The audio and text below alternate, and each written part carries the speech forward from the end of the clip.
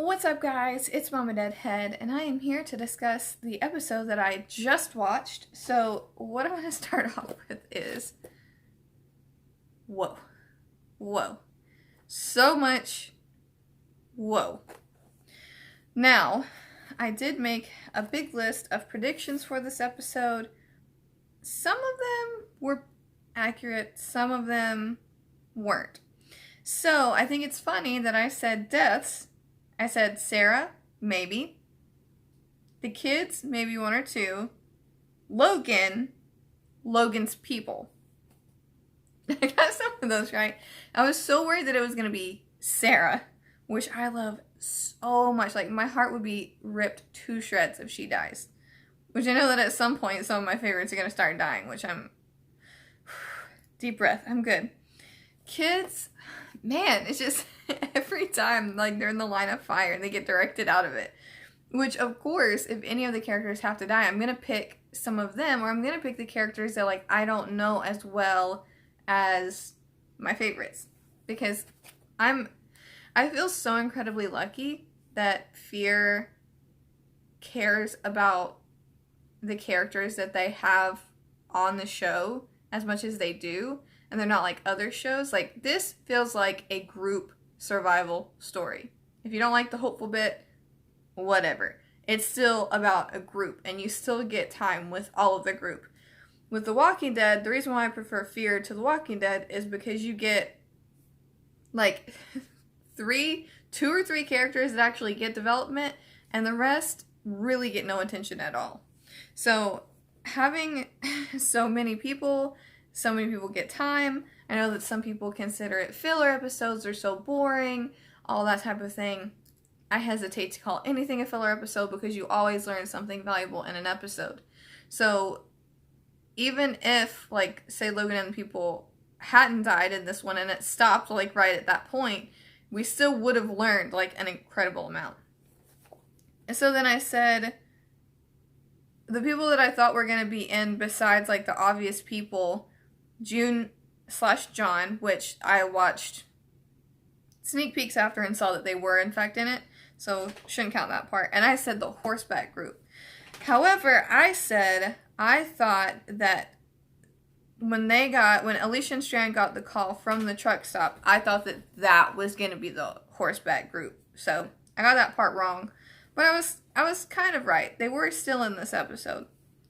So then I made it a point to talk about this at the very beginning of the episode, that the terminology that they used to define Logan's group was very different than we've seen in the past. And it was just interesting that they said a dangerous threat emerges when we already had Logan in the group in this episode.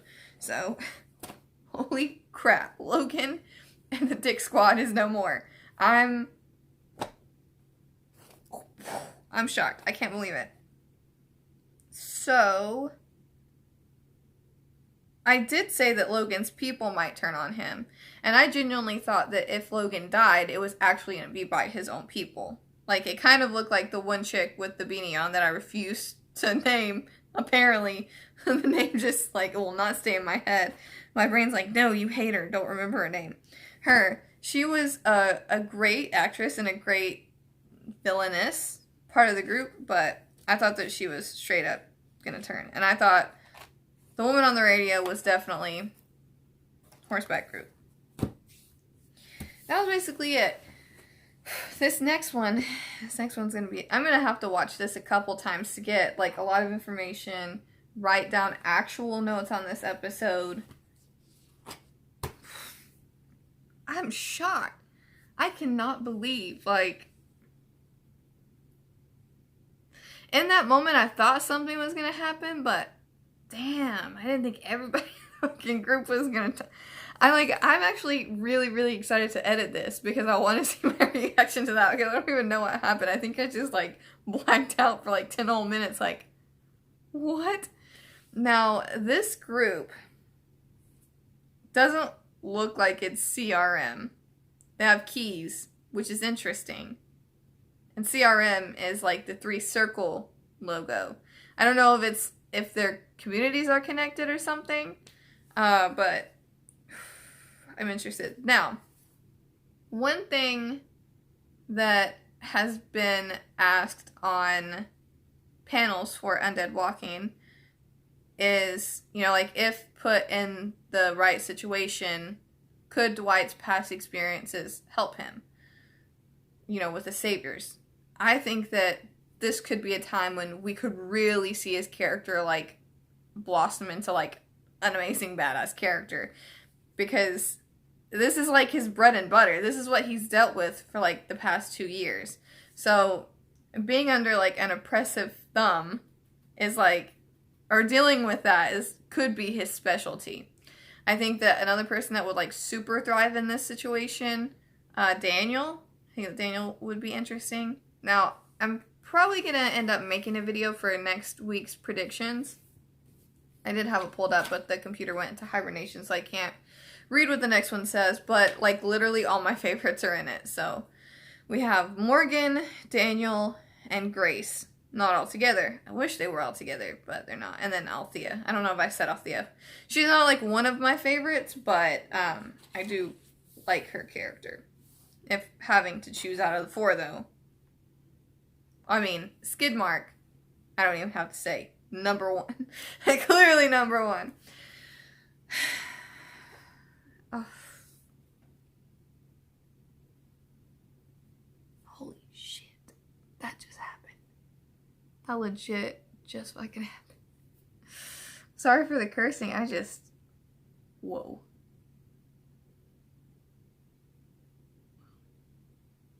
But I mean, I was right. I was right about Logan being more of a Gavin type. Not, like, really being all in with the plan. Just, like, part of something bigger. This seems like a much more outgoing Sanctuary. This would have been pretty badass if, like, this group would have been instead of the Saviors, like, in the main show. But I mean, like, I don't know, just, whoa. I'm glad that Wes is back. That made me so happy. Obviously, you guys know that. That made me so happy to see him back. I just feel his connection with his character, and I love his character. I might do a character, if you guys are interested, I might do a character review soon about, like, what I think about each character. But yeah, I really like him. I'm really glad that the girl was saved.